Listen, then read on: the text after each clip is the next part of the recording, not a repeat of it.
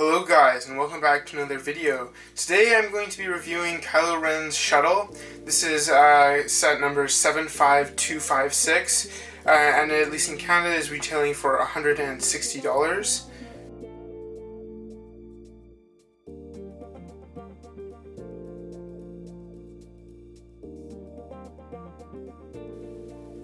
Set's looking pretty good here. You can see the rather large box, some good box art, shows you the minifigures on the bottom. You get a total of 6 minifigures, including Kylo Ren, General Pride, a Sith Trooper, a First Order Trooper, and two of the Knights of Ren. There are a total of 7 distributed throughout the January 2020 wave and the upcoming August 2020 wave of Star Wars LEGO sets.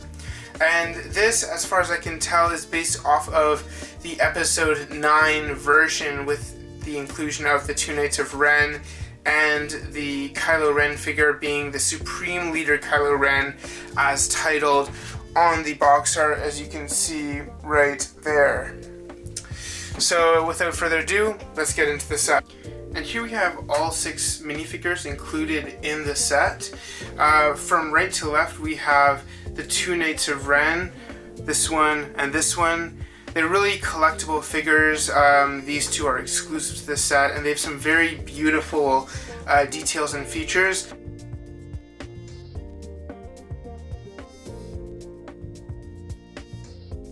So we've got the 2 Knights of Ren there. Then we've got the General Pride minifigure. This figure I really like. It's got a recoloration, I believe, of the Chancellor Palpatine hair, and a good print on the front. Unfortunately, it is only a single head print, though there's no alternate face on that head. Moving on left, we have a very standard First Order Trooper. Nothing really remarkable there. It's the newest version. I know LEGO has gone through a few versions of that. Next along, we've got the Supreme Leader Kylo Ren figure. This figure has the red outlining that kind of distinguishes it from the Episode 7 Kylo Ren, and has his signature lightsaber with the lightsaber hilt as well. And then on the far left we have a Sith Trooper. It has a different gun than the standard Sith Trooper, but in every other way is identical to the standard Sith Trooper that you would get in something like the Sith Trooper Battle Pack.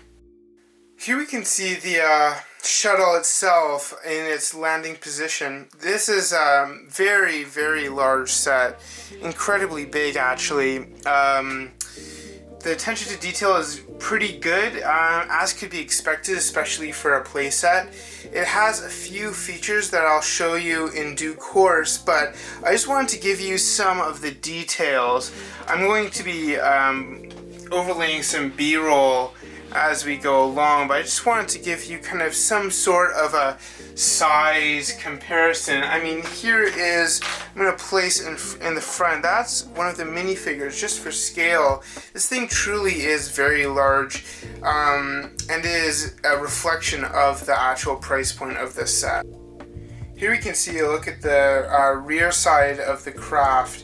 We can see a good amount of detail on the rear end of the fuselage, but also on the rear winglets. You can notice some greebling and some good detail all the way throughout. I'm very happy that they haven't included any brightly colored pieces that are absolutely noticeable. However, if you look on the inside, I'll try and give you a little shot of it. On the inside there, you can see some instances, not really up there, but especially you can see that red piece. And there's a few other kind of blue spots which are somewhat noticeable. So that's just a point of caution if you were to purchase this set. I'm now going to demonstrate one of the main features of this craft, and that is its wing setup. So I'm going to elevate this, and you'll see the wings drop into their normal position. So as you can see here, this is how it's usually. It's quite a daunting craft. And then if you look back here, this one of these rear engines is used to kind of manipulate the wings, and it's all one big mechanism that's built into the fuselage. Just to see the same sort of opening function from the front, so to speak. And let me rearrange the camera a little bit, but just on the ground you can see the transition into the outward stance. I like this better. It's a very intimidating feature. You can kind of see, I love that kind of cockpit with the wings spread out a little more. And it's also just kind of a very large vehicle. Again, just for comparison, here's the Sith Trooper included in the set. It's tiny in comparison to the set, and you really need to take into consideration the room and the storage space needed for this size of vehicle.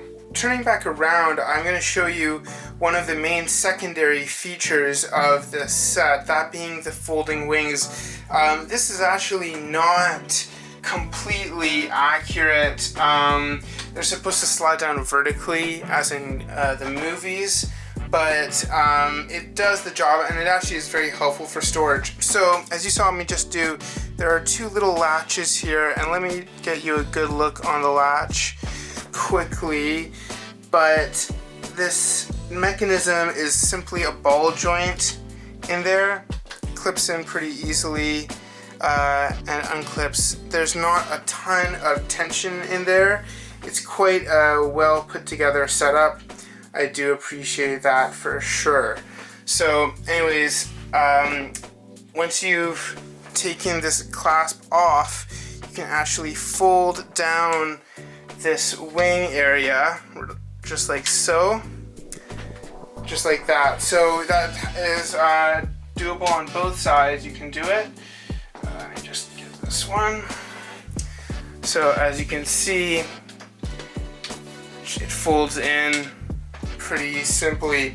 And then again, just a shot from the front with the wings folded in. Definitely a much more compact kind of package with the wings folded in. Just some details of note before we get into the interior. These cannons are really nice. I wish they had a bit more detail to be more in line with the in-universe version of this shuttle. And additionally, the green spots, there's one there and one on the other side. As you can see, it's right there. Both of those are not obviously on the real model, so that is a kind of a deviance away from the original the original model, but it does have a good play function that I'll show momentarily. Now that we are on the back side of the ship again, I want to point out a couple more things. There is a storage compartment right in there. That is for whatever you may want. It's just a little cubby, but it could be used to store weapons for some of the occupants of the shuttle. Also, on either side there are these little tabs, one there, one there. Those are kind of a remote way to shoot off the flick fire missiles, the spring-loaded shooters. And they work very well and are reasonably hidden. I do appreciate the attention to detail in that regard. We are now in the interior of the shuttle, and unfortunately this is all the space you get. As always, I do wish that we get more interior space in all Star Wars LEGO sets I have reviewed thus far. But as space, it is relatively good. I really appreciate this driver's seat. Let me get you a different angle on it, but it does have a little bit of a headrest and is more of a pilot seat and kind of does distinguish itself as such. In total, there's room for 3 minifigures to sit, 1 and then 2, 3, and there are 2 clips on either side for weapons, either lightsabers, staffs, or something of the sort. In my opinion, it would make the most sense to have the Kylo Ren minifigure in here, followed by the 2 Knights of Ren. I do wish we got a shuttle pilot figure, as that would make the most sense as the pilot, as Kylo Ren would never be piloting the ship himself as in universe. However, of course, as a playset you can do as you wish. I have now put in the Kylo Ren minifigure along with the 2 Knights of Ren figures. As I mentioned, I feel would be most kind of making sense canonically in terms of in line with the movies. You can see they're not very well placed in there, but I do appreciate the ability to get 3 minifigures in here. I wish there was more, but it definitely could have been a lot worse. Obviously, you can close up the hatch no problem with the 3 figures inside. There's no issues there. And as you can see, I've also been able to put Kylo Ren's lightsaber there and the staff from one of the Knights of Ren there. This staff for the second Knight of Ren was not able to fit. However, it does fit in the second compartment I showed you earlier on around the back of the shuttle. So here are my concluding thoughts on this set. At the price point, it is really good in terms of size. It has a really powerful presence. However, the play features are lacking, especially if the set is for someone who would be mainly focusing on the features. As a model, it is fantastic. I wish that this back inner side had this better coverage of plates and had more detail. Again, obviously, I wish there was a bit more detail along these hinges as well, covering up some of the Technic area. However, as a model, it is, I would give it like a 7 or 8 out of 10. And for playability, just because there are the massive wing feature and the good interior, I would give it a good 6.5 out of 10. Nothing really too crazy. However, from what we see in the movie, the designers of the set really did a good job. For me, the main feature of the set is, of course, the minifigures. You know, you get the 2 exclusive Knights of Ren minifigures. Both have exclusive print and some castings. You know, this headpiece is exclusive. This new piece for the cape, I believe, is new.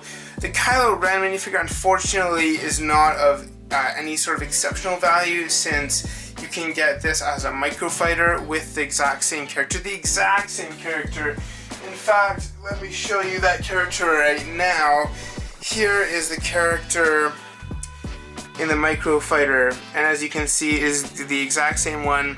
Exact same printing and everything, so that figure really isn't of utmost value, but it is still nice. And then obviously the general price figure is exclusive to this set as well. And he's a main figure in the sequel trilogy of Star Wars, so it is really nice to get him in this set. One final thing I'll say is there was an earlier version of this exact same shuttle that LEGO did right for episode 7 a few years back, and that was in dark gray.